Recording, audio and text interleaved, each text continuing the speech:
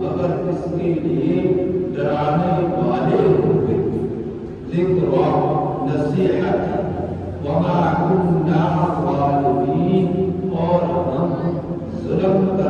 والے نہیں ہیں۔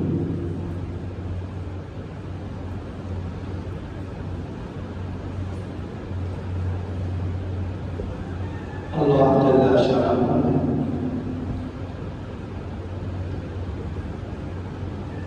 متعدد انبیاء علیہ السلام تذکرہ فرمایا۔ آپ صلی اللہ علیہ وسلم کو تسلی دینے کے لیے کہ اگر یہ لوگ ایمان نہیں لاتے تو آپ غمگین نہ پریشان نہ ہوں، کیونکہ یہ معاملہ گزشتہ قوموں کے انبیاء علیہ السلام کے ساتھ بھی پیش آتا رہا، اور سال ہر سال دعوت دیتے دیتے بھی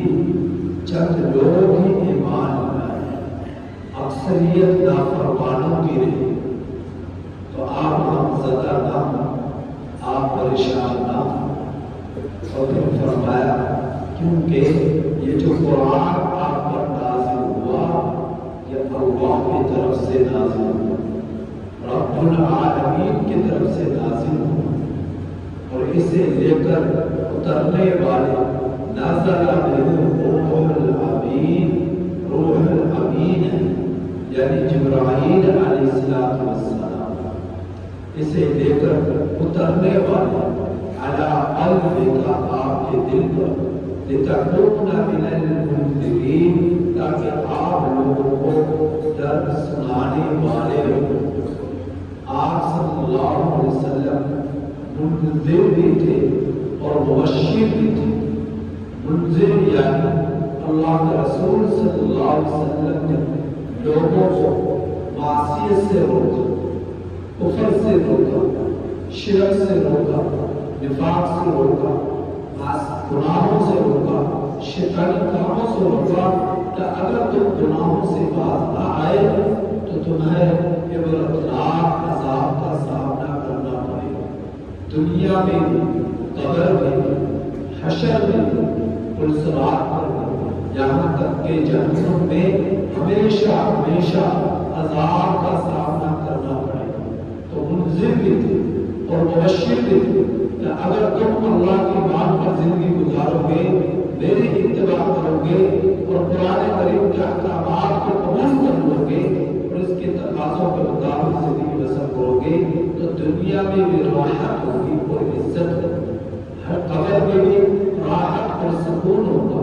اور حشر میں بھی خوشی ہوگی اور اطمینان قلب ہوگا، اور پولیس راز سے بھی تیزی کے ساتھ گزر جاؤ گے، اور پھر جنت کے ہمیشہ ہمیشہ کے مزے اور لذتیں ہوں۔ تو مبشر بھی تھے۔ آپ صلی اللہ علیہ وسلم ہر سال قرآن کریم کا دور جبرائیل علیہ السلام کے ساتھ فرمایا کرتے تھے، اور جس وقت میرے نبی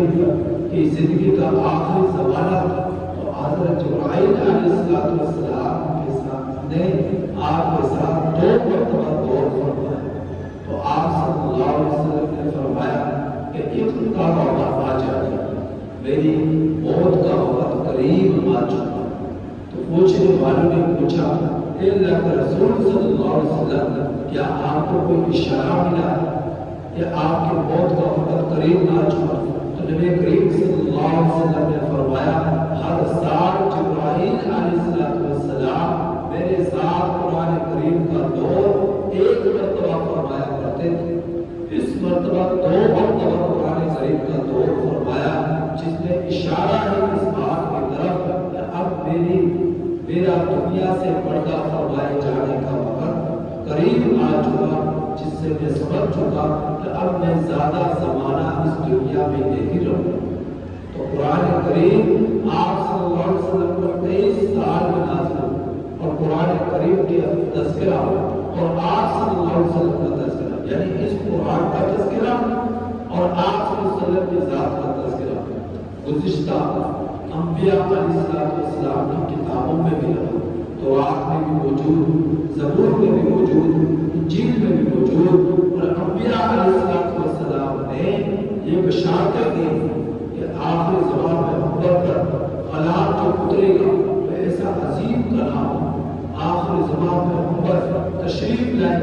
اس کی یہ نشانیاں اور علامات تو اللہ نے اس کا ذکر فرمایا الذی یجدونه مکتوبا فی التوراۃ والانجیل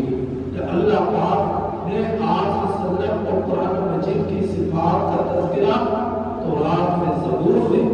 یہود و نصارہ نے لکھا ہوا پایا، اور انہوں نے تعریفات کرنے میں ایڈی چوٹی کا زور لگا دیا اور پھر بھی پوری طرح ان میں تعریفات کو ختم نہ کر سکے، اور آج بھی ان کتابوں کے اندر اللہ کے رسول صلی اللہ علیہ وسلم اور قرآن مجید کی بیشک گویا صفات اور علامات موجود ہیں، صفات اور علامات موجود ہیں پہلی کتابوں کا، لیکن قرآن مجید میں رب نے فرمایا کہ جو لوگ پھرنا ہی نہ چاہیں، لوٹنا ہی نہ چاہیں اور اپنی ہر دھرمی پر جمے رہے، تو اللہ رب العزت کو ان سے ان کی کوئی پرواہ نہیں کہ جس اگر کفر پر ہیں تو کفر پر رہیں، شرک پر ہیں تو شرک پر ہی رہیں، اللہ رب العزت کو کوئی پرواہ نہیں، کیونکہ وہ تو اپنے آپ کو خود پھیرنا ہی نہیں چاہتے، اپنا آپ کو بدلنا ہی نہیں چاہتے اور ہدایت کے راستے پر چلنا ہی نہیں چاہتے، تو اللہ جل شانہ کو بھی اس کی کوئی پرواہ نہیں۔ تو کیا یہ لوگ جب عذاب ایمان لائیں گے، جب ان پر عذاب آ جائے گا اچانک، میرے رب نے قرآن مجید میں بیان فرمایا کہ بلسان عربی مبین، جب قرآن کریم عربی میں نازل ہوا اور کھول کر کے رب نے اس میں احکامات کو بیان فرمایا، اللہ کے رسول صلی اللہ علیہ وسلم پر قرآن چونکہ آپ عربی تھے اور قرآن میں عربی میں نازل ہوا، یاد رکھے گا مکلف مخلوقات دو، ایک انسان اور دوسرا جنات، مکلف مخلوقات دو، جنات اور انسان۔ تو اللہ کے رسول صلی اللہ علیہ وسلم نے فرمایا کہ اللہ پاک نے مخلوق انسان، مخلوق میں جو افضل مخلوق میں انسان ہے مجھے اس میں پیدا فرمایا، پھر میرے نبی نے فرمایا پھر انسانوں کے دو گروہ، ایک عربی اور دوسرا عجمی، تو اللہ پاک نے اپنے جو بہترین گروہ تھا یعنی عربیوں کا، اللہ پاک نے اس میں مجھے پیدا فرمایا، پھر فرمایا میرے نبی نے پھر عربی میں اللہ پاک نے اس قبیلے میں مجھے پیدا فرمایا کہ جو قبیلہ سب سے زیادہ جس کی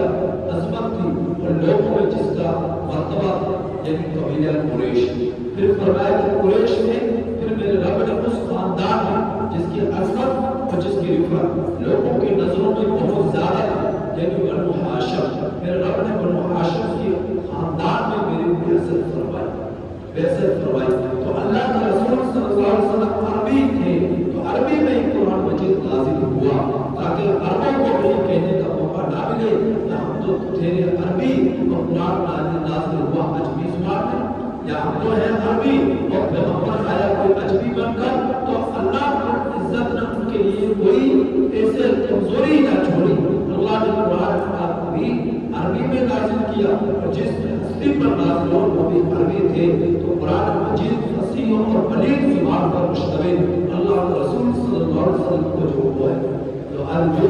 زبان بھی وہ بھی فصاحت و بلاغت پر مشتمل، تو اللہ جل شانہ قرآن مجید میں ارشاد فرما رہے ہیں کہ وقتی بلسان عربی کی مبین، قرآن مجید عربی زبان میں ہوا اور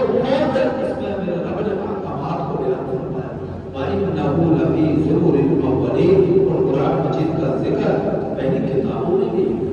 زبور میں بھی، تورات میں بھی، انجیل میں بھی ہے، أَوَلَمْ يَكُنْ لَهُمْ آيَةً أَنْ يَعْلَمَهُ عُلَمَاءُ بَنِي إِسرائيل، کیا نہیں ہوئی ان لوگوں کے لیے نشانی کہ وہ جانتے بنی اسرائیل کے علماء سے، اللہ پاک نے آپ صلی اللہ علیہ وسلم قرآن مجید کی صفات اور علامات کو تورات میں بھی محفوظ فرمایا، زبور میں بھی محفوظ فرمایا، انجیل میں بھی محفوظ فرمایا، تو صرف جان لینے کا مطلب فرمایا کہ جاننا، بنی اسرائیل کے علماء کو جاننا، یہود و نصارہ کا جاننا، آپ صلی اللہ علیہ وسلم کو یعرفونہ وما یعرفون ابناءہم، وہ آپ صلی اللہ علیہ وسلم کے احکامات کو اس طرح جانتے تھے جس طرح وہ اپنی اولاد کے بارے میں جانتے تھے، ہمارا بیٹا ہے یا ہماری بیٹی ہے، اس سے بھی زیادہ نبی کریم صلی اللہ علیہ وسلم کو جانتے تھے کہ یہ سچے رسول، یہ سچے پیغمبر ہے، لیکن جان لینا کافی نہیں ہے،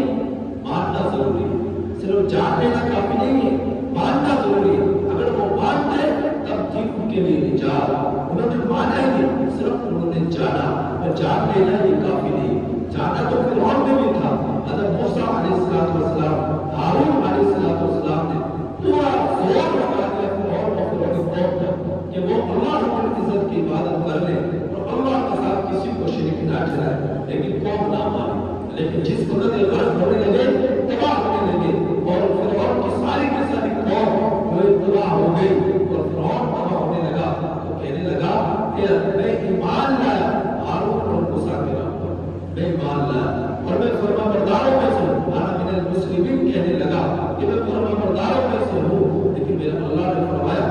کیا نافرمانی کرنے کے بعد اب ایمان لاتا ہے جب تو ہلاک ہونے لگا, جب تباہ ہونے لگا, تو اب ایمان کی کوئی حیثیت نہیں ہے, اب ایمان لانے کا کوئی فائدہ نہیں ہے. تو فرمایا میرے رب نے کہ لوگ کو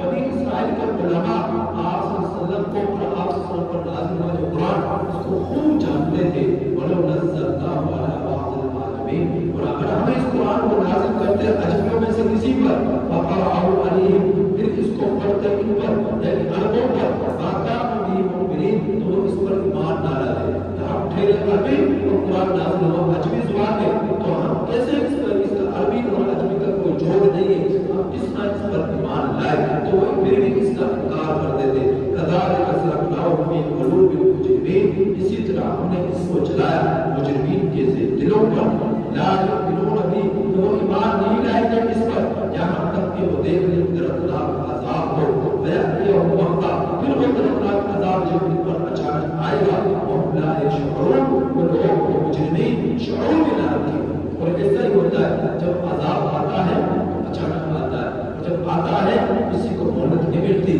تو میرے رب فرمایا کیا جب ان پر زلزلے آئیں گے,